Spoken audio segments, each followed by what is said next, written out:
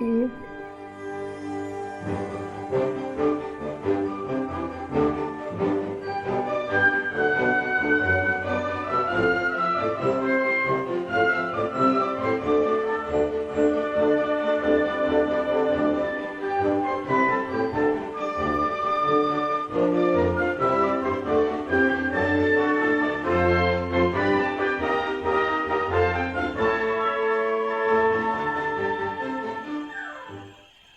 Hey everybody, it's Matt with the DPI podcast. I'm here with Peter today, and we're going to do a quick hit on fast passes.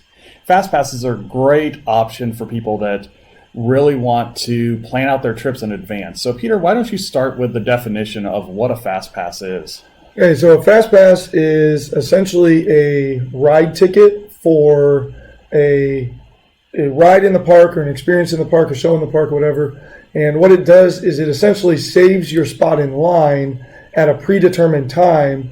So you go back during this predetermined time, during this hour window, and instead of getting into the standby line, you get into the fast pass line.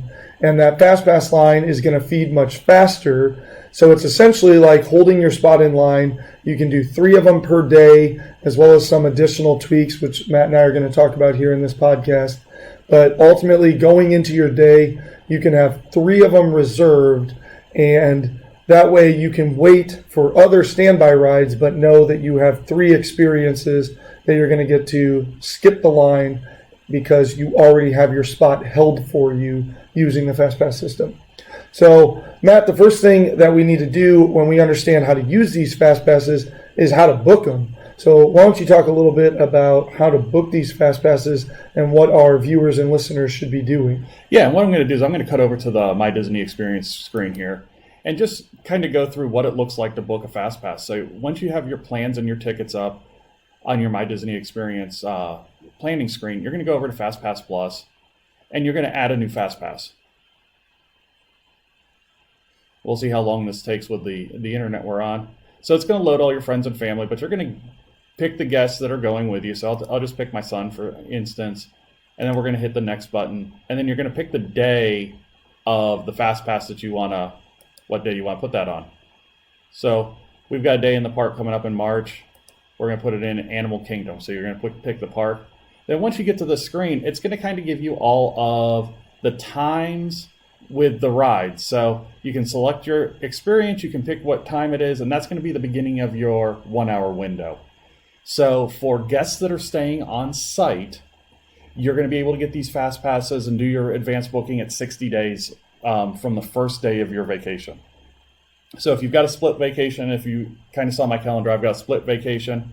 It's going to be from the first day of each one of those stays. So I can't book all my fast passes all at once, but I can do all my fast passes for the first group of days on that first day of the vacation at 60 days out. So what Matt's saying here is if I have a 10-day vacation on day 1, I can book all of them. So technically day 10 is 70 days out, but that's a great benefit of staying on site and getting that 60-day window is you can actually get 65, 66, 67 days out towards the end of your vacation. So one recommendation that I have always for clients, Matt, is that I like to tell them that we should be aiming for the things that are going to be harder to get later in the vacation because we're booking 60 days out, right? On day 1 and day 2, you're booking 60 days out. So there's probably people that already booked that day 4, 5, 8 days ago. Yeah. So clients are always surprised. How is that gone already? It's our first day to book. No, it's your first day to book this day. Yeah. But let's go to the end and look, there's plenty of Slinky Dog Dashes and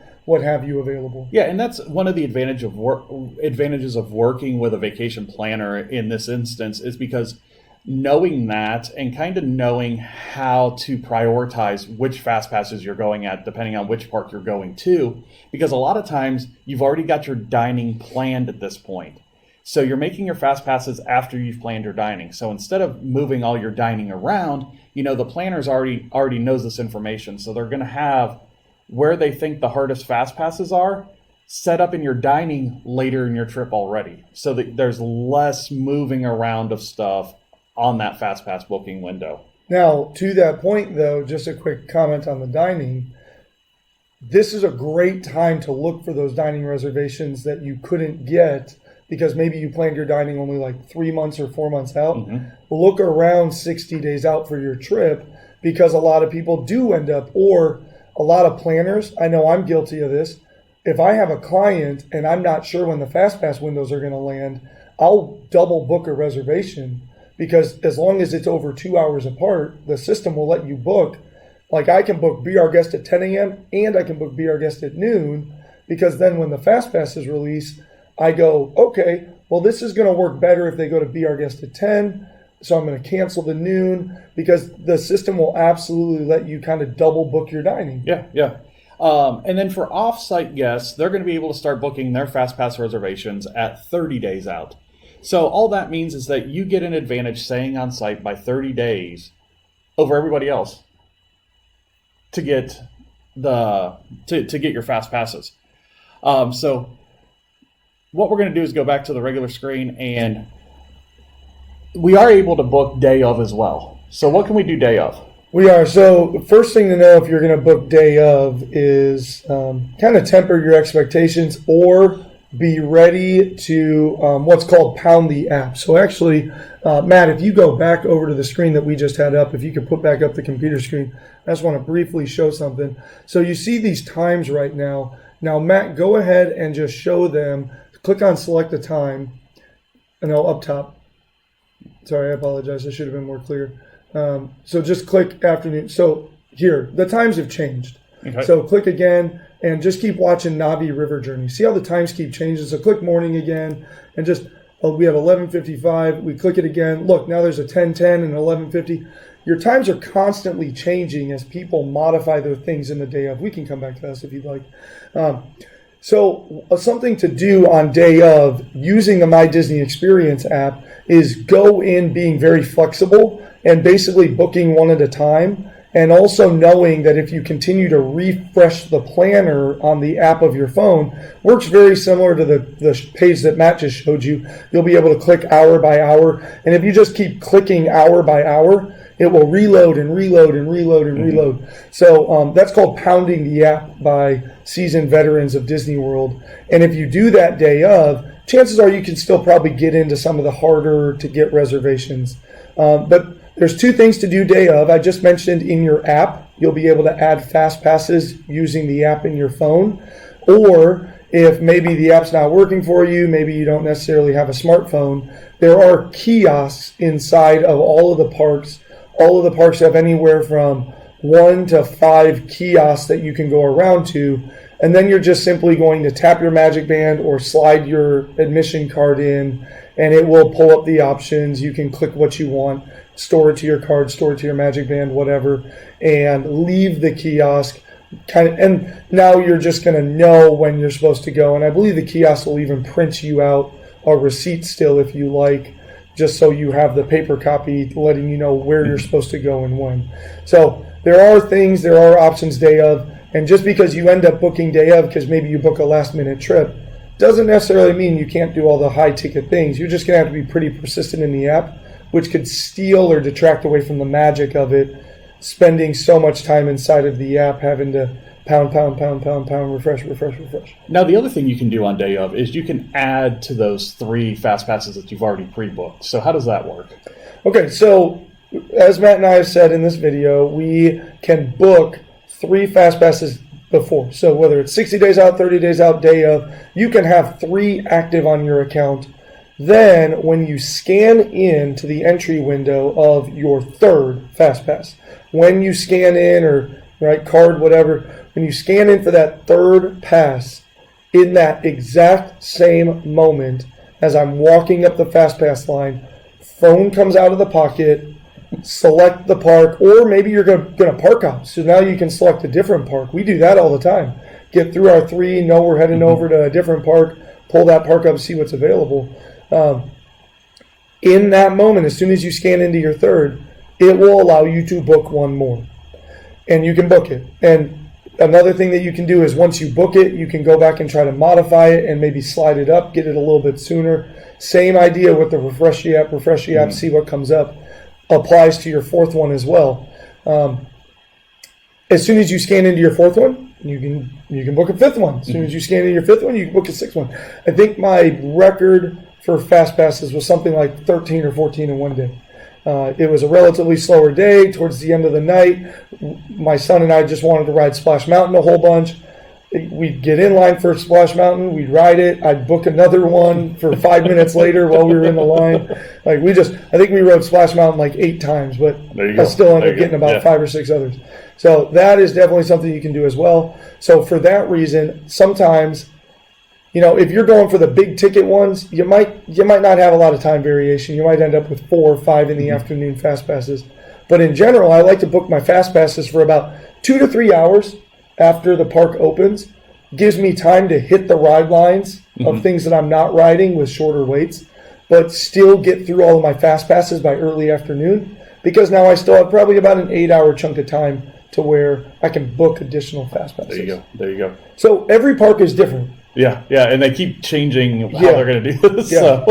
So let's talk a little bit about, give our listeners an idea of what does each park look like, and then we'll call it good. I think we've covered fast passes. So let's just explain each park a little bit. Yeah. Go ahead and start with the icon. Yeah, so we'll start off with Magic Kingdom, and also what we're going to do is we're going to give some insight on how we look at the reservation priority for each one, the fast pass priority for each park as well. We've got some differing opinions on it, so I think it's good for you guys to hear. So Magic Kingdom, it's a free for all. Every ride's on the same tier, so you can go in, you can book one for 7 doors, one for Splash Mountain, one for Space Mountain, if you can get them all on the same day. And there's no tiers, so you don't have to pick from a certain group of rides, and then all those other rides in that group are blacked out for your other 2 fast passes. So for Magic Kingdom, everything's open, so 3, whatever you can get, whatever you want to do. As long as they're available, you can do it. So how I like to look at the priority at Magic Kingdom, 7 Doors Mine Train, number 1. Peter Pan, number 2. And then Another Mountain or Winnie the Pooh, number 3. What do you mean another mountain? Can you explain that? Some people don't know what you mean by another mountain. So the mountains are going to be Space Mountain, Splash Mountain, and Big Thunder Mountain Railroad. They're going to be 3 of the thrill rides that are in that park. Splash Mountain, great storytelling ride. So Matt and I do vary a little bit, and the main reason why we vary a little bit is because his youngest is a little bit shorter than my youngest still, because his youngest is a little bit younger than my youngest.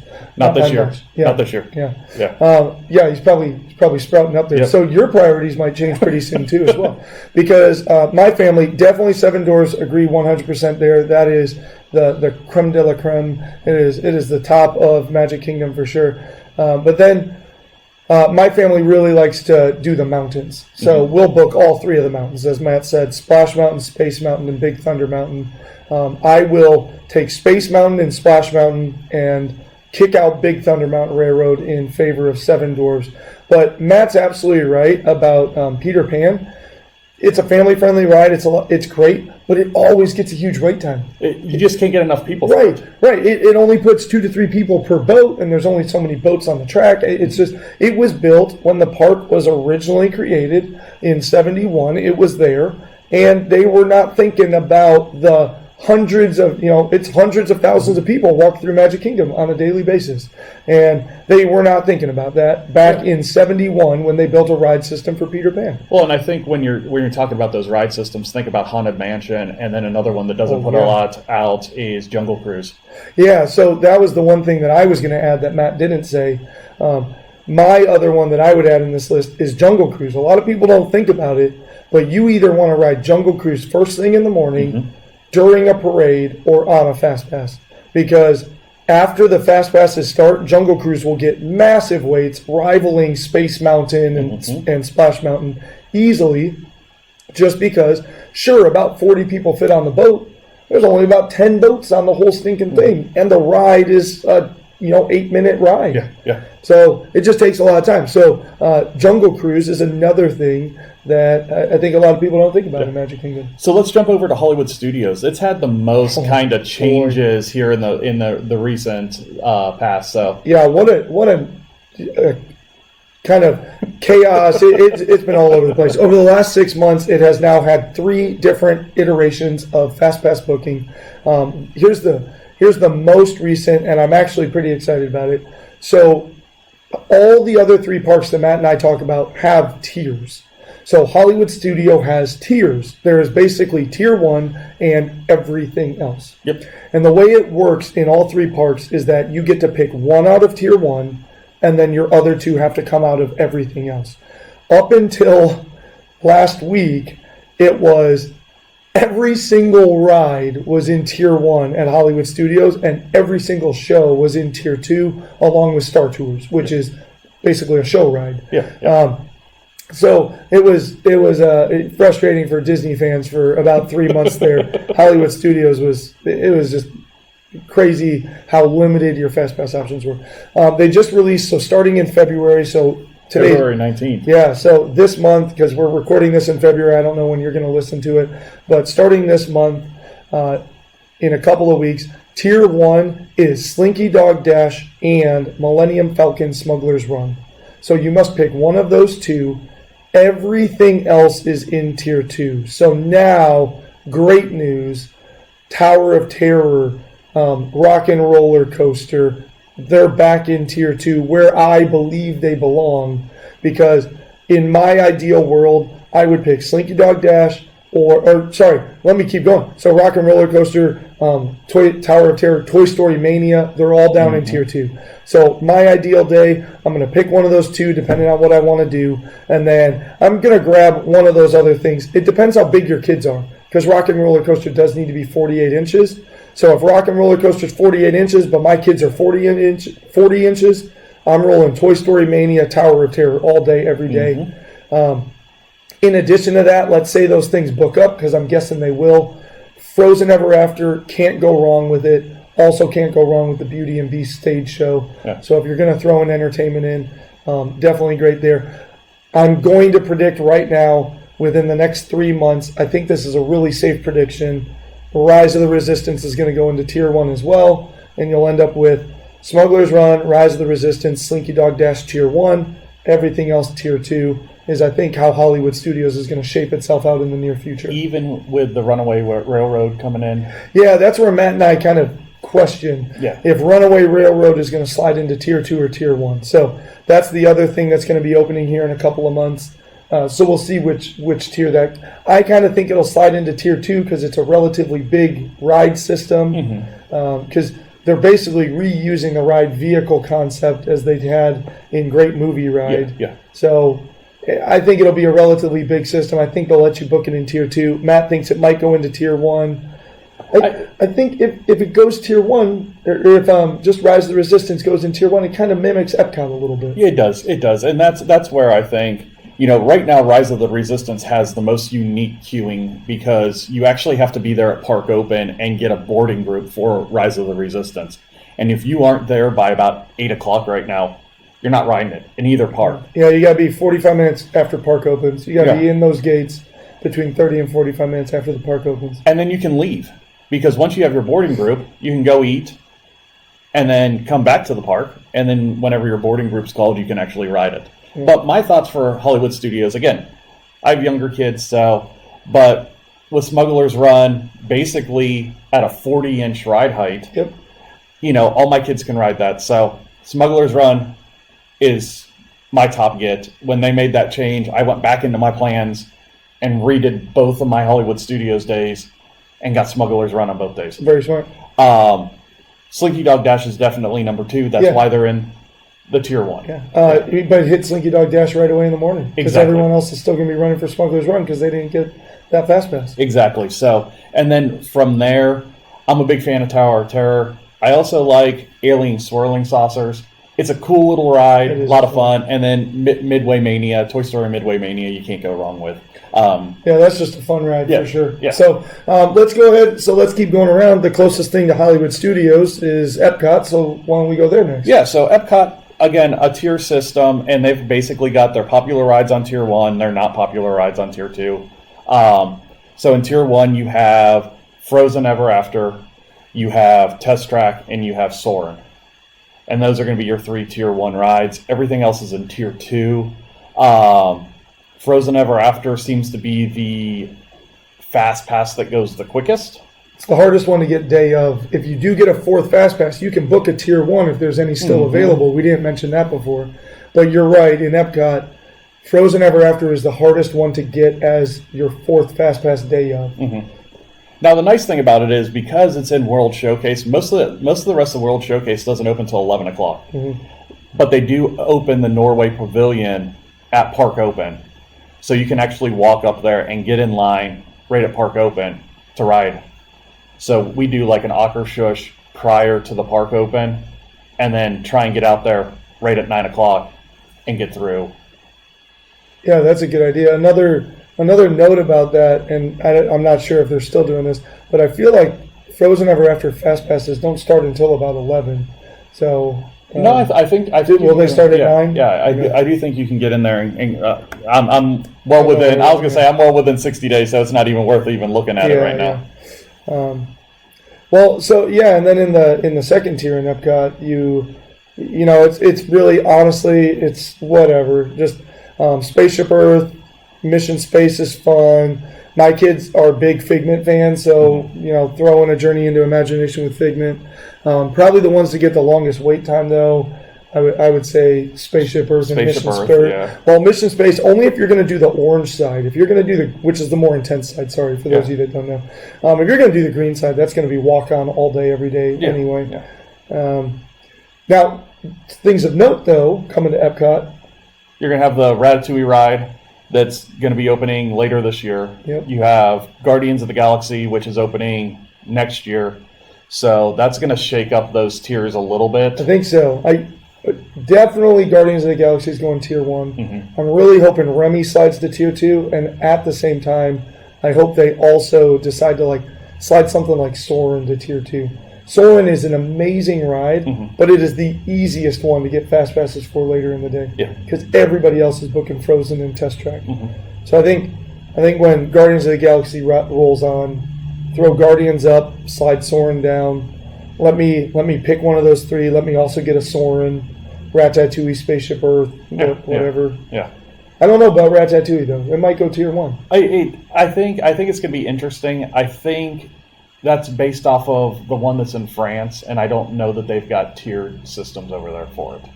Oh yeah. So I would like to really see them put Guardians of the Galaxy and Ratatouille into Tier 1. But then let me take 2 out of Tier 1, and then make me book, a Figment or a Spaceship or something like that. So last park we're going to talk about is the last park that's here, and it's going to be Animal Kingdom, and they've got a relatively simple system over there. Very simple. That was what I was going to lead with, so I'm glad you said that phrase, because Animal Kingdom is very simple to understand. Tier 1 is Pandora. Tier 2 is everything else.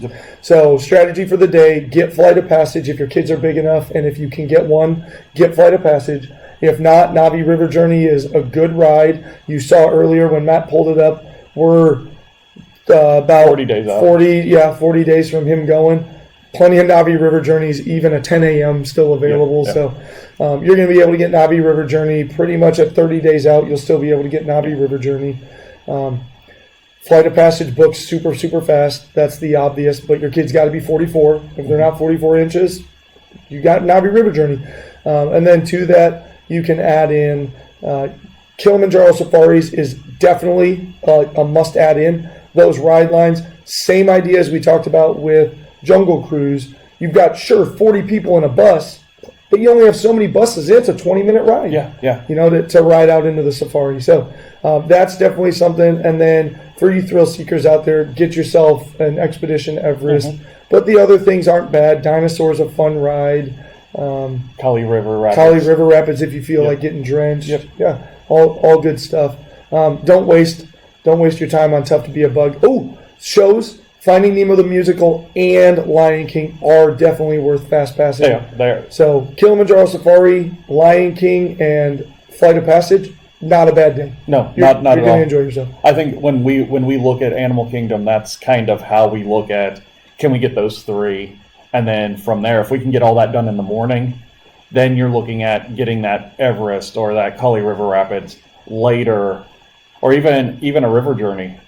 Sometimes day off you can get a river journey as well. Yeah, and again about pounding that app, like I've gotten lucky and gotten Flight of Passages on day of too, because Disney. Here's the other thing about it: Disney is constantly also releasing fast passes because so people when they change their plan, the fast pass will release to you day of, but also Disney will look at crowd levels and wait times and release fast passes day of as well. If they're noticing, holy cow, Magic Kingdom is swarmed, they'll release a bunch of good fast passes at the other parks, trying to entice people with park hoppers and season passes to not go to Magic Kingdom, to get to another park.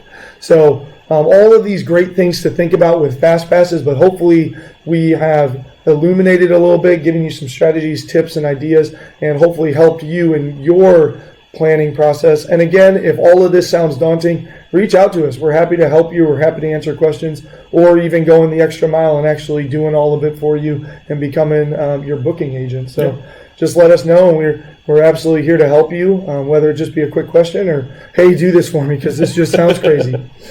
Anything else before we head out of here, Matt? No, I think we're good. I think we touched on everything. Tried to keep this as short as possible for you guys. So if you do have any questions, reach out to us. Facebook page, email address, lots of different ways to find us. So you guys all have a good day, and thanks for listening. Bye now. Turn your Disney dream into a magical Disney vacation with Princesses and the Mouse Disney Travel.